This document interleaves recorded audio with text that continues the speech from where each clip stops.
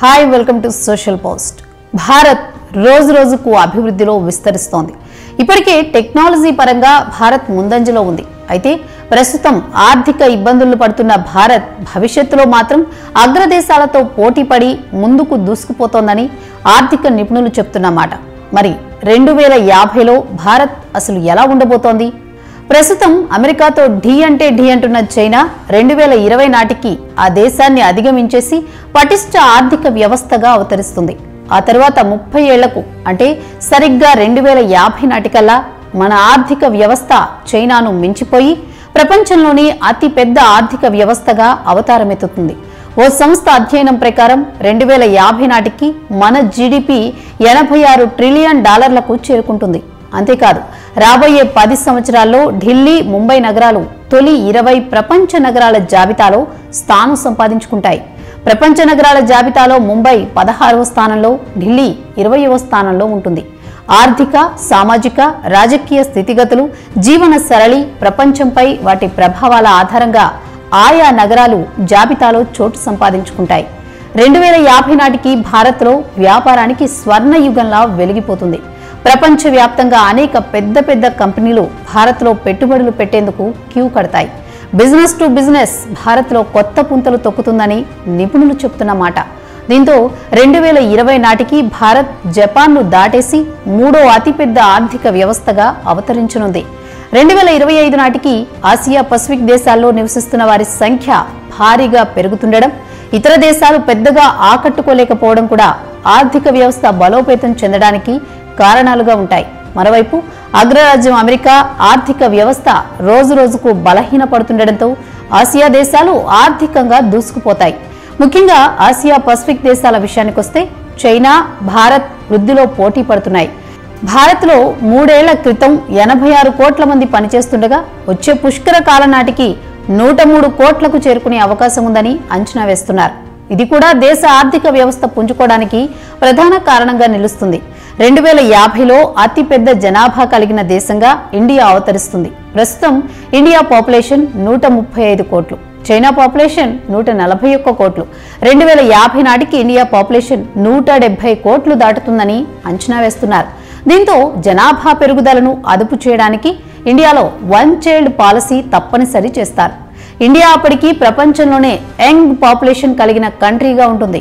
ఇప్పటికే గవర్నమెంట్ సెక్టార్ను ప్రైవేటీకరణ చేయడం మొదలుపెట్టిన ఇండియా 2050 నాటికి గవర్నమెంట్కు సంబంధించిన అన్ని పనుల్ని ప్రైవేట్ కంపెనీలకే అప్పగిస్తుంది. మరోవైపు ఇప్పటికే బుల్లెట్ ట్రైన్లపై దృష్టి సారించిన ఇండియాలో 2022 నాటికి ఫస్ట్ బుల్లెట్ ట్రైన్ నడుస్తుంది. లైఫ్ స్టైల్ మారడంతో పాటు ఆదాయంలో పెరగడంతో ప్రతి ఒక్కరూ లగ్జరీ లైఫ్కి అలవాటు పడిపోతారు. ప్రతి ఒక్కరికి కనీసం ఒక్క కారైనా ఉంటుంది. ఇప్పుడు 2 వీలర్స్ ఉన్న తరహాలో 2050 నాటికి 4 వీలర్స్ రోడ్ల మీద పరుగులు తీస్తాయి. విపరీతమైన పాపులేషన్ కారణంగా రోడ్ల మీద విపరీతమైన ట్రాఫిక్ జామ్ అయ్యే అవకాశం ఉంటుంది. దీంతో ఫ్లయింగ్ వెహికల్స్ కు ఇంపార్టెన్స్ పెరుగుతుంది. డీజిల్, పెట్రోల్తో అవసరం లేకుండా తగ్గిపోతుంది. ట్రాఫిక్ జామ్ నుంచి రక్షించుకోవడానికి ఫ్లయింగ్ కార్లు, బైక్లు ఎక్కువగా వాడతారు. పబ్లిక్ ట్రాన్స్పోర్ట్లో హైపర్ లూప్ టెక్నాలజీ వస్తుంది. ఈ టెక్నాలజీ ద్వారా ఒక సిటీ నుంచి మరొక సిటీకి మాక్సిమం 1 గంటలో చేరుకోవచ్చు. 2050లో ఇండియాలో తయారయ్యే ఎలక్ట్రానిక్ మ్యానుఫ్యాక్చరర్స్లో దాదాపు 50% ఆంధ్రప్రదేశ్లోని మ్యానుఫ్యాక్చర్ అవుతాయి. 2050 కల్లా ఇండియాలోనే టాప్ సాఫ్ట్వేర్ ఎక్స్పోర్టింగ్ కంపెనీగా ఇండియా నిలుస్తుంది. టెక్నాలజీ విపరీతంగా పెరిగిపోతుంది. ఇంట్లో ఉన్న వస్తువుల్ని కూడా మొబైల్తోనే ఆపరేట్ చేసుకునే ఫెసిలిటీ వస్తుంది. డైలీ లైఫ్లో ప్రతి ఒక్కరూ టెక్నాలజీ అండ్ ఇంటర్నెట్ మీదనే ఆధారపడతారు. ఆఖరికి బుక్ ప్రింటింగ్ ఫెసిలిటీ కూడా ఆగిపోతుంది. అందరూ ఈ బుక్స్ మీదనే ఆధారపడతారు. హోటల్స్లో కూడా మనుషులకు బదులు రోబోలు మీకు ఇష్టమైన ఫుడ్ని సర్వ్ చేస్తాయి. మిలిటరీలో కూడా టెక్నాలజీని విపరీతంగా యూజ్ చేస్తారు.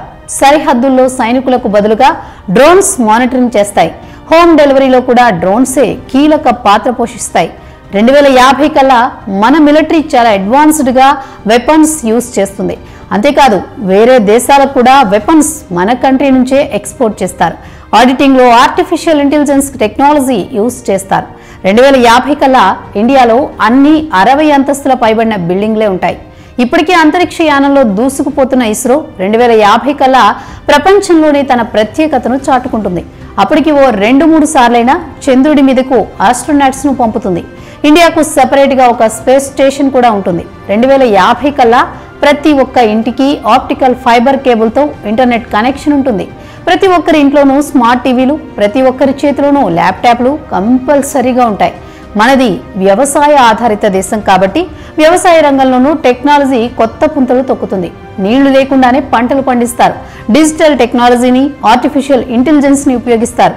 2050 కల్లా ఇండియాలో ఉన్న అన్ని నదుల్ని అనుసంధానం చేసే అవకాశం ఉంది. ఇలా 2050 కల్లా మన డైలీ లైఫ్లోని ప్రతి అంశంలోనూ టెక్నాలజీ మింగిలైపోయి ఇండియాను ఆర్థికంగానూ టెక్నాలజీ పరంగానూ ప్రపంచంలోనే ప్రథమ స్థానంలో నిలబెట్టబోతోంది. ఇలా ఇండియా 2050 నాటికి అన్ని రంగాల్లో ఆధునిక టెక్నాలజీని ఉపయోగిస్తారు. ఈ వీడియో కనుక మీకు నచ్చినట్లయితే లైక్ చేయండి, షేర్ చేయండి, కామెంట్ చేయండి. మరిన్ని ఇంట్రెస్టింగ్ అప్డేట్స్ కోసం సోషల్ పోస్ట్ యూట్యూబ్ ఛానల్ ని సబ్స్క్రైబ్ చేయండి. పక్కనున్న బెల్ బటన్ ప్రెస్ చేయడం మర్చిపోకండి.